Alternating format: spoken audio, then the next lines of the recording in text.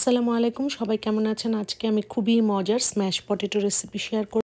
প্রথমে আমি আলুকে সিদ্ধ করে নিচ্ছি। সিদ্ধ আলুকে এখন এভাবে গ্লাস বা বাটির সাহায্যে স্ম্যাশ করে নিব।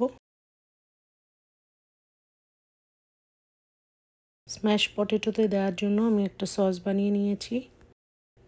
1/4 স্টিক বাটারকে মেল্ট করে এর মধ্যে গার্লিক কুচি দিয়ে দিয়েছি। আমি দিয়েছি লবণ, ব্ল্যাক পেপার, চিলি পেপার, সেজ এবং অরিগানো। এই সসটাকে আমি এখন আলুর উপরে ব্রাশ করে দিচ্ছি।